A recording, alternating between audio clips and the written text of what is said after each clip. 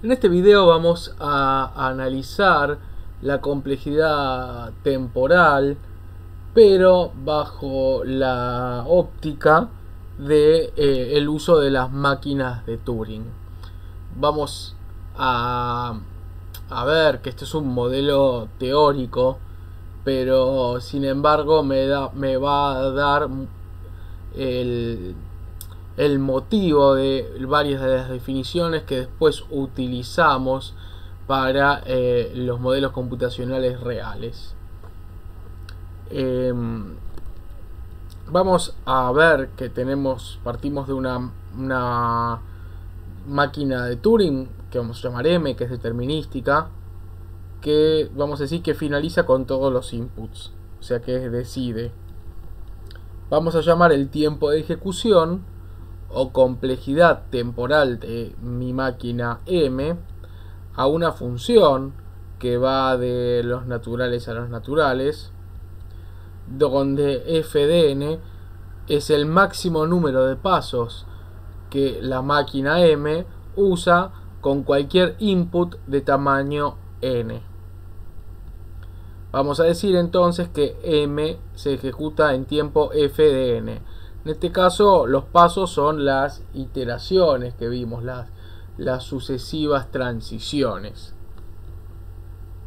Y alternativamente vamos a decir que M es una f de n máquina de Turing. La notación Bigot es una forma que vamos a tener de expresar un poco menos exacta que el f de n, el tiempo de ejecución en pasos, pero que nos va a permitir hacer comparaciones y ver la pertenencia de distintos máquinas de Turing a ciertas características similares entre sí. La realidad es que el tiempo de ejecución exacto de una máquina de Turing para cualquier entrada de tamaño n muchas veces es difícil de calcular. Por ese motivo entonces se termina haciendo una aproximación de los tiempos de ejecución, algo que hable de la forma en que funciona en un modelo, algo no exacto, pero sí que nos sirve con la suficiente calidad como para hacer las comparaciones. Para eso entonces lo que hacemos es si el tiempo de ejecución es una función, quitábamos los coeficientes y únicamente nos quedábamos con el término de mayor orden. Entonces esa representación la llamábamos con notación Bigot. Entonces lo vamos a decir sea f y g funciones, f y g van de n a los reales positivos. Vamos a decir que f de n es o de gn si existe un valor positivo y un n0, un número mayor a igual a todo n que podamos ver, o sea, es como una cota que a partir de ese n0 para adelante lo que podemos ver es que podemos acotar nuestra función n por c, que es una constante de valor positivo, por g de n. Entonces termina siendo una cota, es decir, estamos calificando que nuestro algoritmo funciona no peor a esa cota que armamos. Vamos a definir entonces el concepto de clase de complejidad temporal.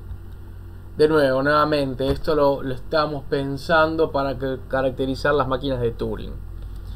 Sea t una función que va de n a r, más vamos a definir la clase de complejidad temporal tiempo tn a la colección de todos los lenguajes que son decidibles por una máquina de O de tn tiempo de Turing.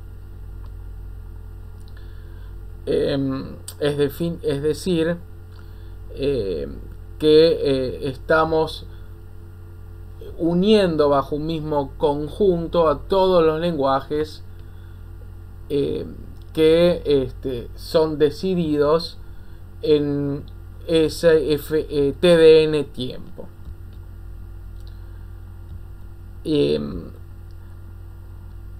Vamos a ver por qué estamos hablando de máquinas de Turing y por qué eso nos sirve para otros modelos. Porque en definitiva definir esto nada más que para máquinas de Turing no es lo más adecuado que nos puede pasar. Pero vamos a ver después que esto nos sirve para cualquier otro modelo. O sea, sabemos que hay diversos modelos determinísticos de cómputos, vimos varios. Y todos ellos tienen igual o menos poder de cómputo que una máquina de Turing.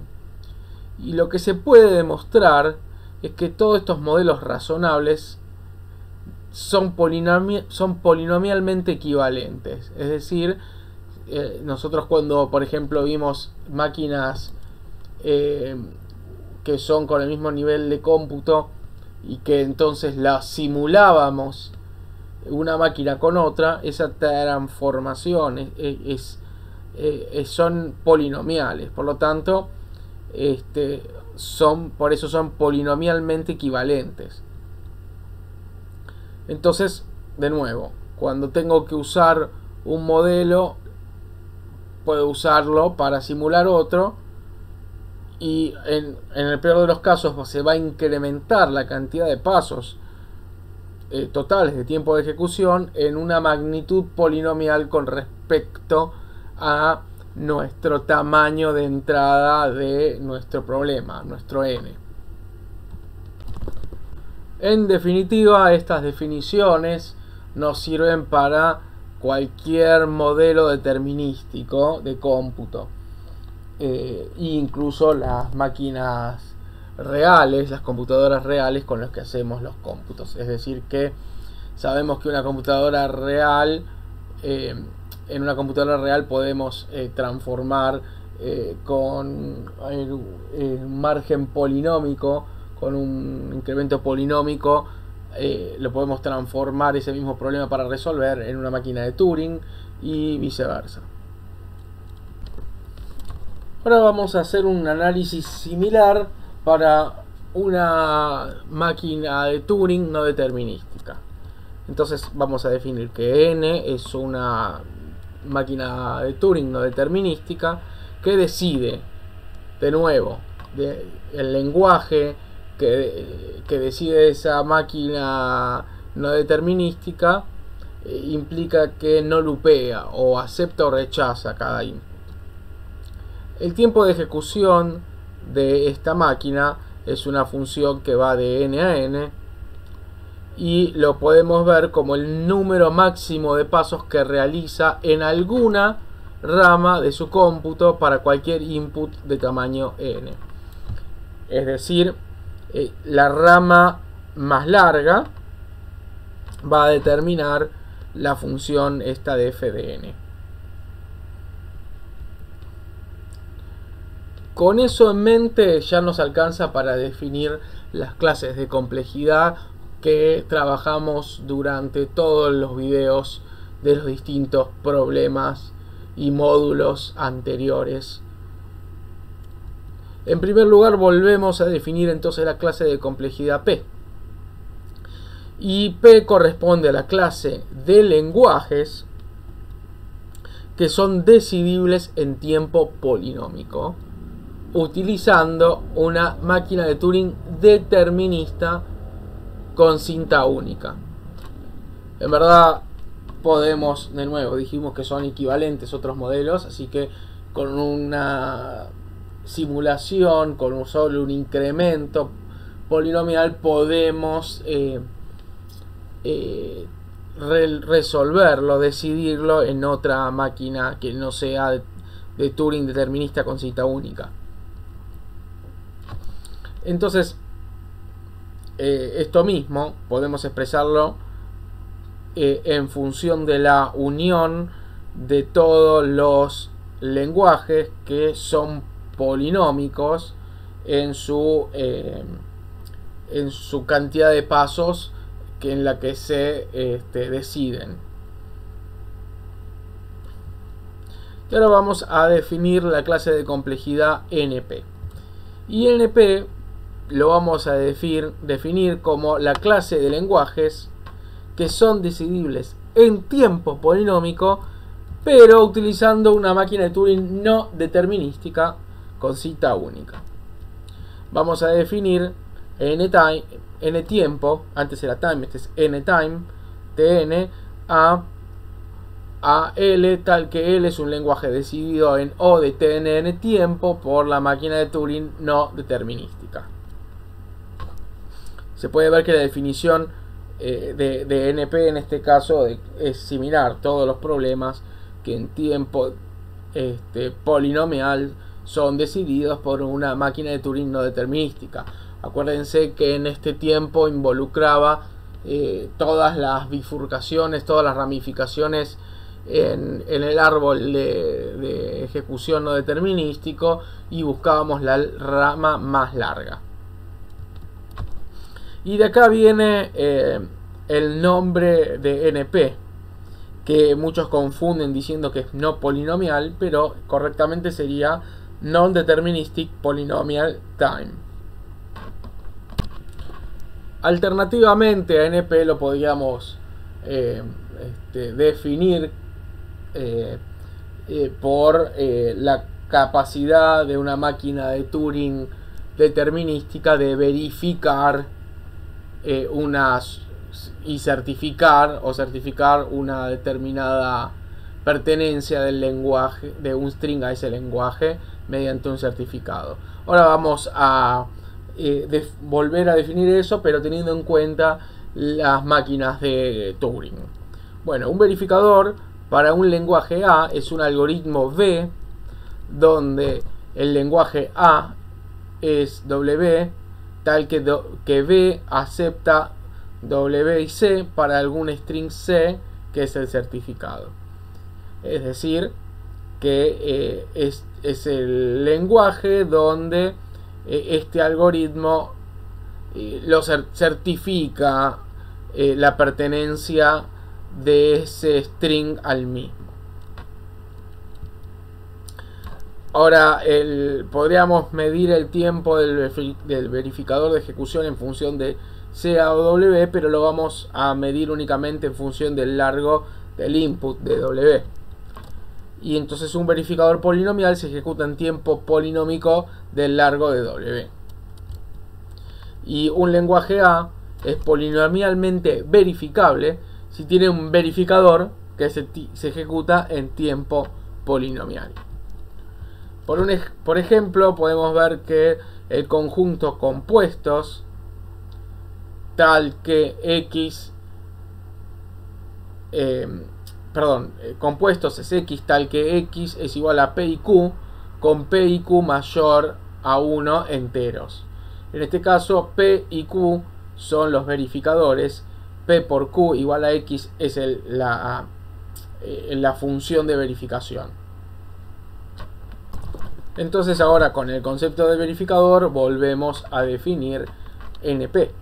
Entonces podemos definir la clase NP en forma alternativa, o sea, las dos van a ser válidas, donde NP corresponde a la clase de lenguajes que tienen un verificador en tiempo polinomial.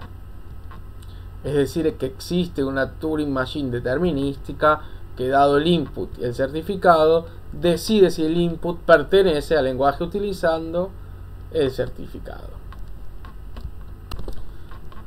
Definimos ahora el concepto de función computable. Una función que va de un lenguaje a el mismo lenguaje es una función computable si alguna máquina de Turing M, para cada input de W, el lenguaje de inicio, finaliza esa ejecución con solo f de W en su cinta. Las funciones computables pueden utilizarse para transformación, descripción de máquinas en otras. Por ejemplo, si W corresponde a M, una máquina de Turing, Entonces FW puede retomar M', la descripción de una nueva máquina de Turing. Pero una función computable también sirve para hacer transformaciones generales en el input para motivos generales. Y lo que sabemos es que finaliza su ejecución haciendo la transformación. El concepto de función computable nos va a servir para hacer la reducción entre dos lenguajes. El lenguaje A es mapeable y reducible al lenguaje B. ¿Qué implica?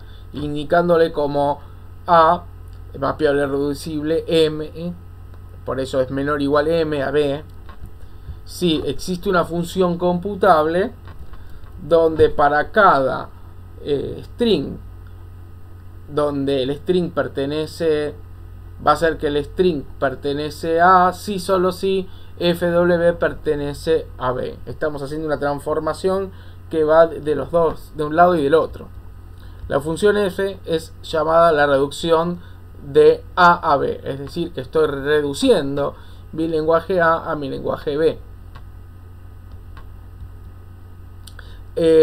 Vamos a definir ahora la reducción polinomial, que es un caso especial donde esa función computable se realiza en tiempo polinomial. Entonces eso es, si alguna máquina de Turing M en tiempo polinomial, para cada input de mi lenguaje original W finaliza su ejecución con solo FW en su cinta. Hace como la transformación de un lenguaje a otro. Ahora lo que vamos a decir es que el lenguaje A es reducible polinomialmente al lenguaje B. Y lo indicamos con este signo que ya usamos en módulos anteriores y que acá volvimos a definir, pero teniendo en cuenta las definiciones y los usos de las máquinas de Turing. O sea que es reducible polinomialmente A al lenguaje B si existe una función computable en tiempo polinomial F, donde para cada string con el string que pertenece al alfabeto A, si solo si el FW pertenece al lenguaje B. Es muy importante entender eso. Es como todo input del lenguaje A, o sea, toda instancia, podríamos decir, para hablar con la terminología que usábamos antes, se puede reducir polinomialmente una instancia del otro problema. Y después esa relación es unívoca, ¿no? Nos resta definir la clase de complejidad NP completo. Un lenguaje B es NP completo si satisface dos condiciones. Si B pertenece a NP y todo A que pertenece a NP se puede reducir en tiempo polinomial a B. Fíjense que es la misma descripción que habíamos hecho con los problemas, pero en este caso hablamos de lenguajes. Y los lenguajes en verdad representan muchas veces una descripción de un problema general.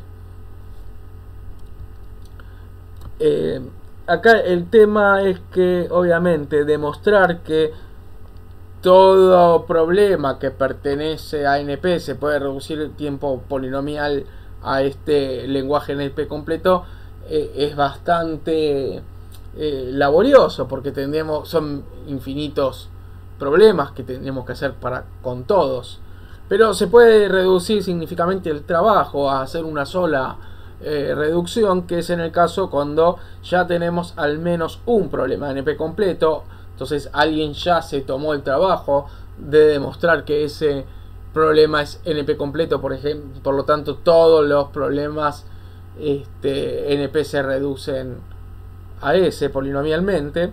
Entonces podemos cambiar y podemos reducir polinomialmente ese problema NP completo a nuestro lenguaje B, y por transitividad ya queda demostrado que si este lenguaje B es NP completo, con esta única reducción como suma, podemos decir que también es NP completo.